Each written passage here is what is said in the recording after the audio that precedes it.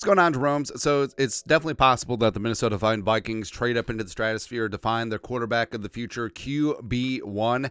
But a lot of Vikings fans have been impatient. How come the Vikings haven't made the trade? How come they haven't gotten it done? Well, there's a myriad of reasons. Number one, still about 2 weeks to go before the draft. Nothing really changes before then. Also, absent getting up to 2, which is unlikely, or 3, which I think could be contingent on what happens at 2, it doesn't really make sense to trade up to 4 or 5 because you could get leapfrogged and your guy that you may want may not be there, and you look like a horse's ass if you give up 3 first-round picks to just settle for whoever's left. So a lot of the trades are contingent on what happens on draft night, right? So that's part of it. But also, Kwesi, I feel like Kwesi knows a little something. I feel like Kwesi knows that maybe something may come out of the Kirk Cousins potential tampering investigation with the Atlanta Falcons.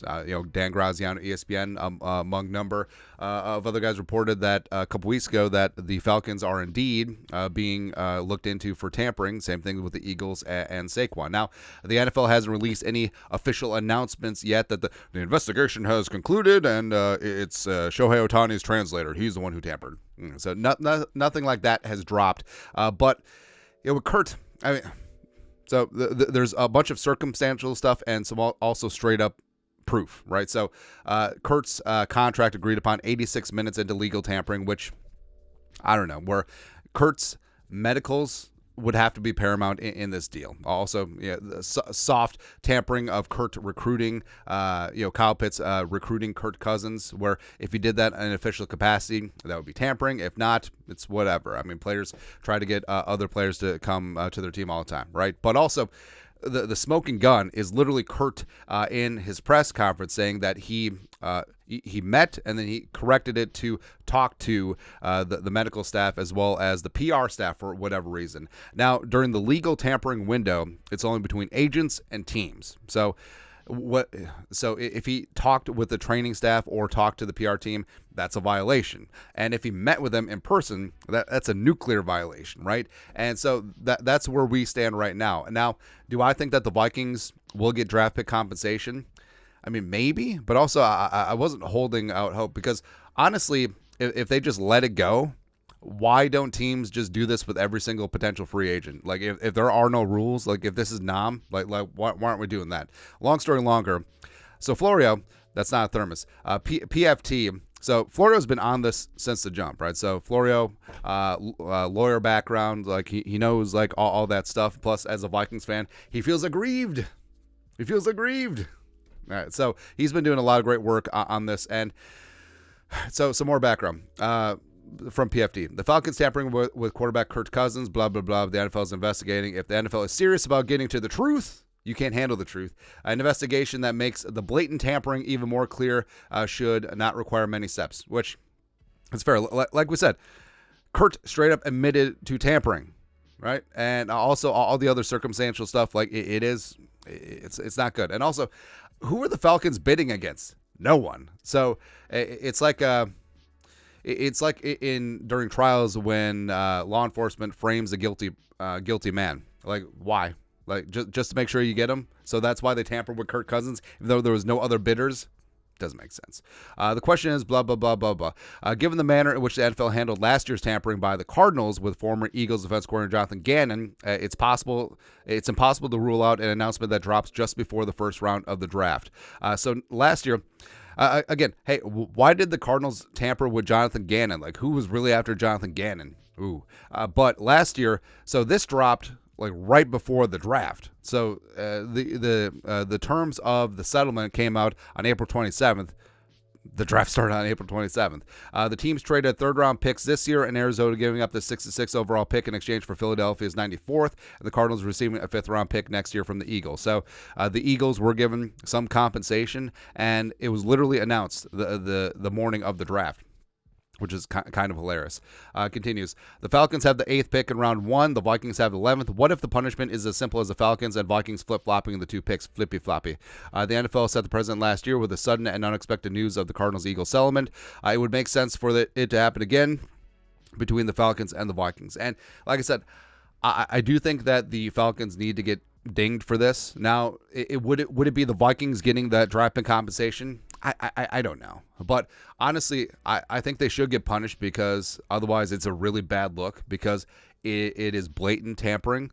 Kirk Cousins admitted to the blatant tampering, and if it goes unpunished, like I said, why is it just a free for all, right? And also, but somehow, some way, if the Vikings do get some comp out of this, I mean, Falcons fans are just like, all right, so we just gave $180 million and $100 million guaranteed to this guy, and it cost us the number 8 overall pick. Falcons fans, I feel for you. I do, but also, do I feel bad? No, I do not.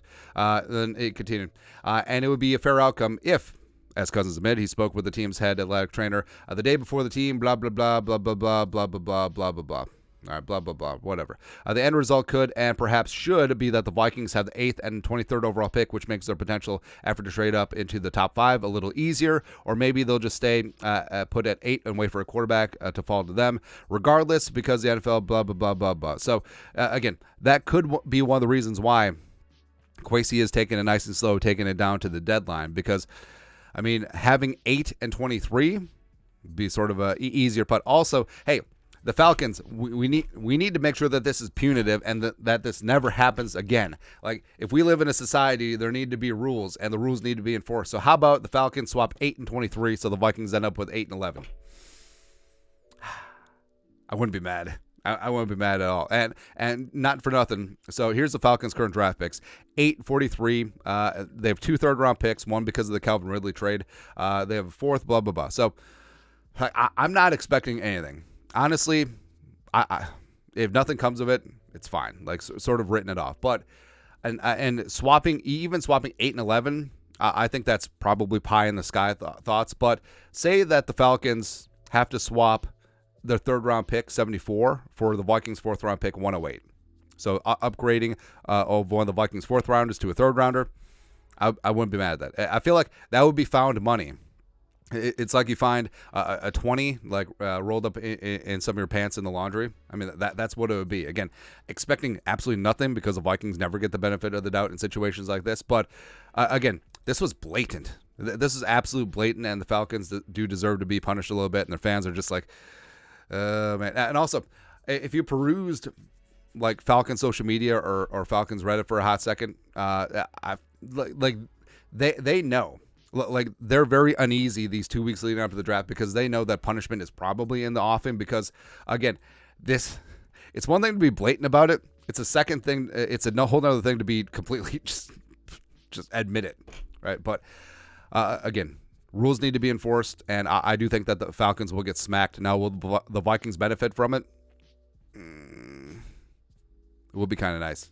So it certainly would be kind of nice. And that would be a great parting gift by Kirk Cousins to the Vikings, where all of a sudden that number 11 pick gets sweetened up to an 8. Maybe there's like a mid-round pick swap in there. It would be kind of nice. But we'll see. Anyways, your thoughts are thoughts. Falcons tampering punishment. It will be coming within the next 2 weeks. Will it happen right before the draft? Who knows? Let us know your thoughts and our thoughts in the comment section below. Subscribe for daily Vikings takes. Want to support the work? Put a little something in the Venmo. But till next time, Skol, production value.